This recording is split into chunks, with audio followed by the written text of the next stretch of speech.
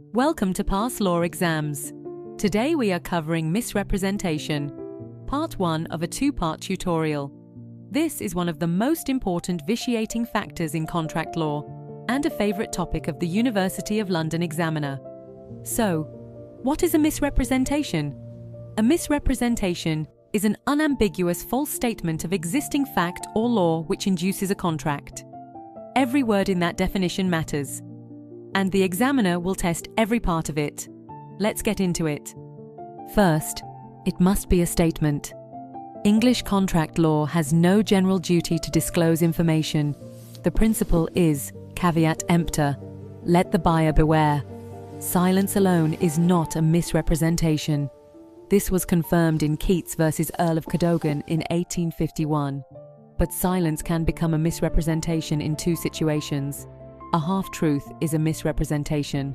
In Dimmock versus Hallett in 1866, the seller said the land was let to paying tenants. That was technically true, but he failed to say the tenants had already given notice to leave. The court found this was a false statement. A statement can also become false after it is made.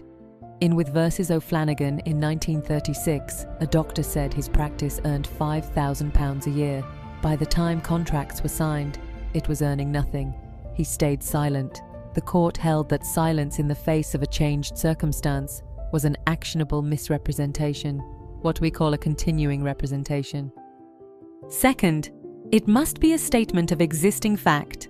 A statement of opinion is not a misrepresentation. Bisset versus Wilkinson confirmed this in 1927. But there are two exceptions. In Smith versus Land and House Corporation, in 1884, the landlord called his tenant a most desirable tenant, knowing the tenant was behind with the rent. That was not opinion. It was a misrepresentation of fact. And in Edgington versus Fitzmaurice in 1885, Bowen L.J. said, "The state of a man's mind is as much a fact as the state of his digestion. If you say something you do not believe, that is a misrepresentation." Third, the statement must induce the contract.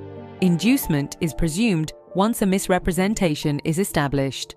The Supreme Court in Hayward versus Zurich in 2016 confirmed this presumption is very difficult to rebut. Now, the three categories. 1. Fraudulent. Under Derry versus Peake in 1889, the maker knew the statement was untrue, or was reckless as to whether it was true or false. 2. Negligent under statute.